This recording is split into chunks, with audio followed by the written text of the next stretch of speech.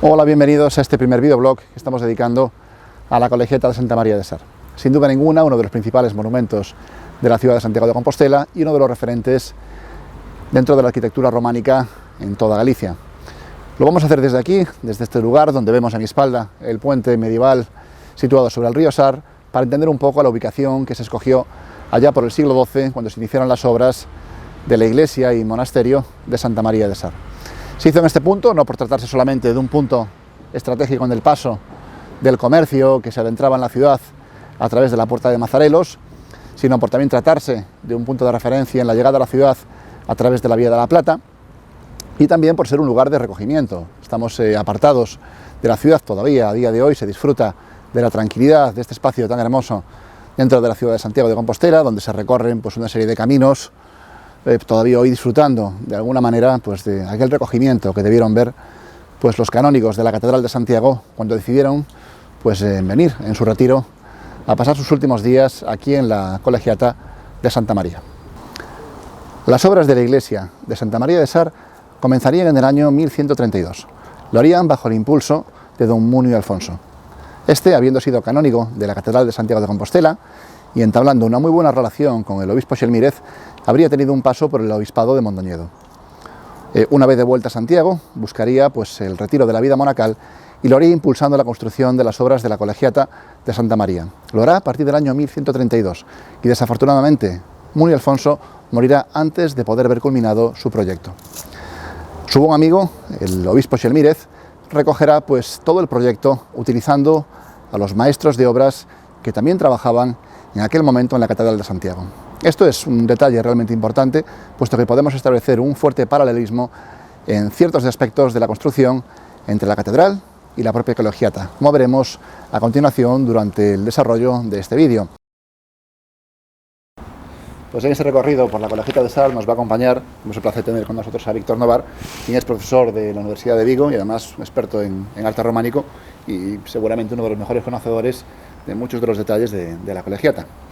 Gracias, Pedro. Estamos ahora mismo en la cabecera de la Colegiata, que fue la parte más antigua, ¿no? la que se construiría sobre todo a partir del año 1136, cuando sabemos que se funda el monasterio. Y de hecho es un buen ejemplo para ver cómo desde muy pronto los talleres de la Catedral de Santiago empiezan a trabajar también en otros sitios que no son específicamente la propia basílica, ¿no? De hecho, tanto el estilo como las formas arquitectónicas que se utilizan aquí sin ninguna duda remiten a los talleres de la época de Diego Gelmírez, es decir, a los talleres que están construyendo la catedral eso entre 1100 y 1130. Veis, por ejemplo, que es muy característico esta forma poligonal del ábside, que es bastante extraña en el arte románico, pero que sin embargo muy poca gente lo sabe. La propia Catedral de Santiago tiene su ábside principal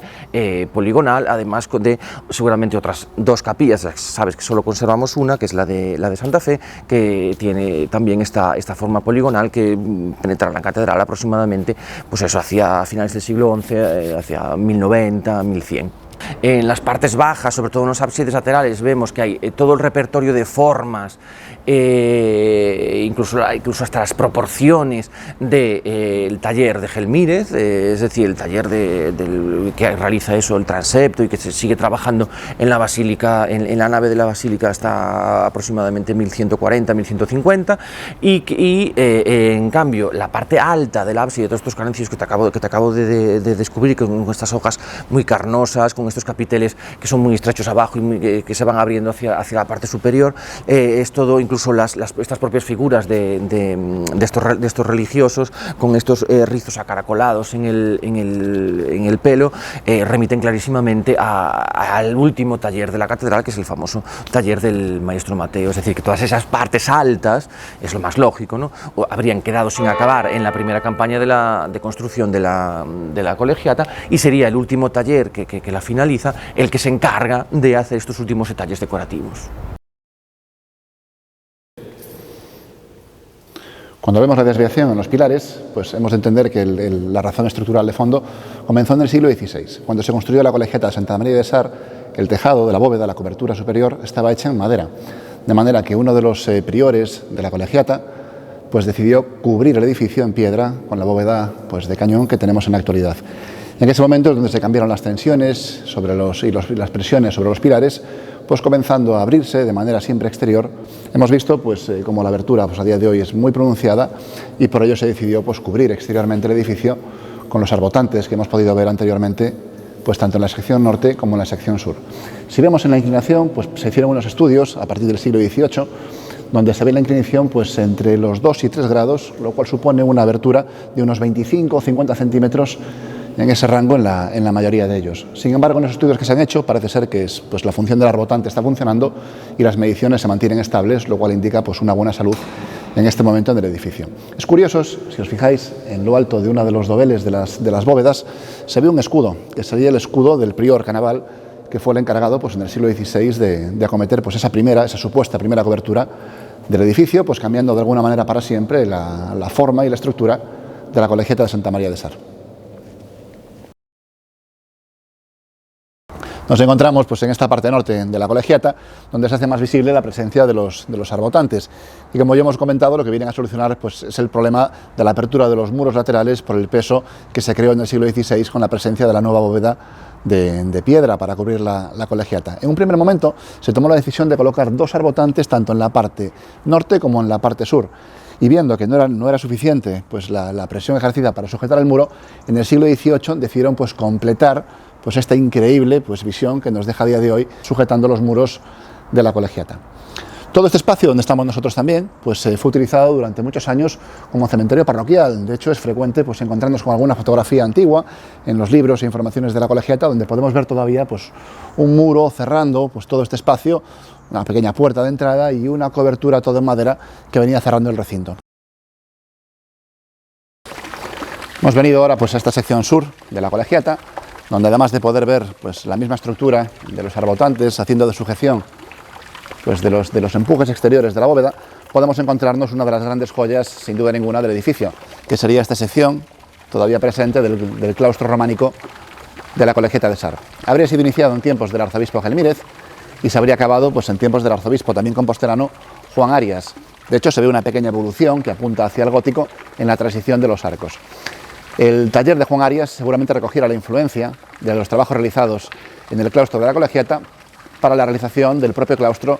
de la Catedral de Santiago de Compostela, con lo cual podemos hacernos una pequeña idea de cómo seguramente en algún momento lució pues, el propio claustro de la Catedral de Santiago. El claustro de Santa María de Sar es también un buen ejemplo para ver el tránsito entre la arquitectura y la escultura del último momento del románico, de ese románico de estilo de los talleres del maestro Mateo de la Catedral de Santiago, y la penetración del gótico en Galicia. De hecho, las primeras arcadas que nos encontramos, que todavía se conservan, son de hecho hechas por este taller del maestro Mateo de la Catedral de Santiago, mientras que las últimas son hechas ya avanzado el siglo XIII. Y en ellas se ve efectivamente en una observación un poco más de cerca que hay un cambio en la poética de la luz e incluso en el ritmo, no solo en la decoración superficial de los capiteles y de los arcos. De hecho, los primeros tienen un ritmo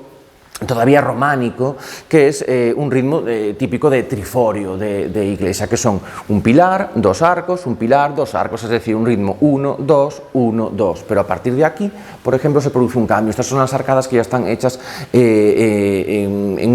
gótico incipiente, y de hecho lo que se hace en ellas es cambiar totalmente el ritmo. De repente ese ritmo 1, 2, 1, 2 desaparece y se hace simplemente arcadas corridas, y el pilar simplemente se vacía, se elimina ese pilar macizo y se convierte en un conjunto de 4 columnas con un capitel único, en 4 partes, ¿no? Es decir, con esto lo que se ha cambiado es también la poética de la luz.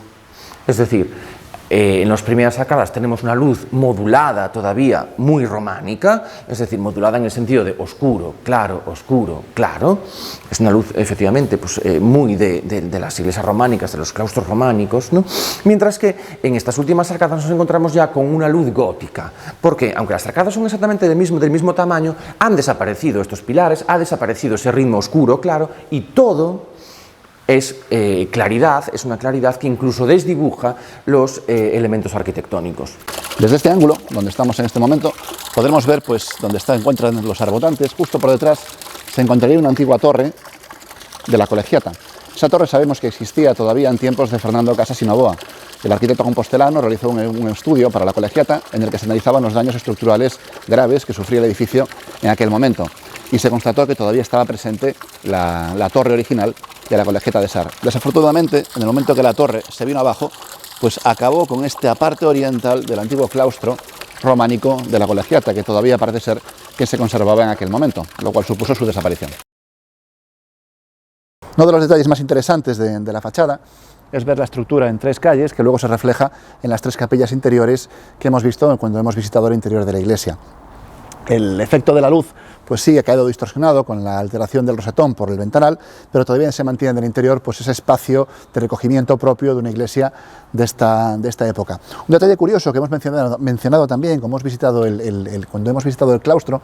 es el hecho de que hubo una torre lateral añadida en este espacio frontal de la fachada, utilizando además no solamente los muros de la propia iglesia, sino que también utilizaría parte de los muros laterales.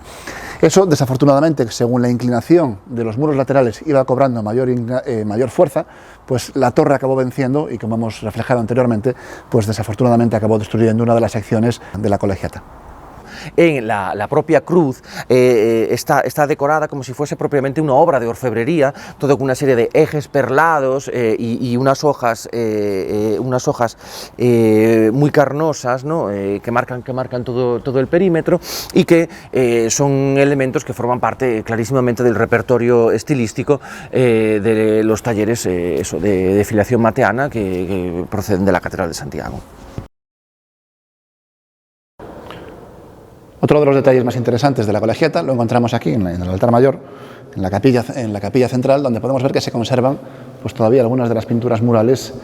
del siglo XVI. La que mejor conservada está es la que nos encontramos pues en la parte superior, donde vemos que hay una figura de un orante que estaría rezando pues a una gran virgen que debió decorar seguramente toda la cúpula de la bóveda. La iglesia está dedicada a Santa María de Sar, lo cual tiene mucho sentido que la figura de Santa María pues cobrase un protagonismo especial. También vemos en los 2 laterales pues que se conservan mucho más tenues 2 pinturas diferentes. La que está pues hacia la izquierda sería la que representa la figura de San Blas, uno de los santos pues que más tradición tiene en la Colegiata, y del otro lado nos encontraríamos con San Agustín. Tenemos que entender pues que el monasterio en su momento se regió bajo la regla de San Agustín, por lo tanto también debe ser una figura muy importante en las representaciones en el interior de la iglesia. Nos hemos venido hasta aquí, justo en la entrada de la Colegiata, donde podemos ver pues una de las cosas más curiosas. Fijaros en la altura pues que tiene aquí la pila del agua bendita. Se había realizado una cobertura, un relleno, pues que venía a cubrir 1,35 m más o menos del nivel en el que nos encontramos en la actualidad. Un relleno que culminaba en una cobertura de madera. Todo el relleno y la cobertura fue retirada en los años 30 por un arquitecto, Alejandro Ferrand, que realizó toda una serie de obras de renovación y de restauración y una serie de estudios de conservación también de los materiales de la Colegiata, devolviendo de alguna manera al retirar el relleno el nivel original del templo. El monasterio, durante su historia, funcionó como lugar de retiro de obispos y canónigos de la Catedral Compostelana, que venían pues a pasar los últimos años de su vida pues en el retiro que ofrecía el monasterio. En el caso de Bernardo II pues nos ofrece pues el sepulcro más antiguo de arzobispos conservados en toda la ciudad de Santiago.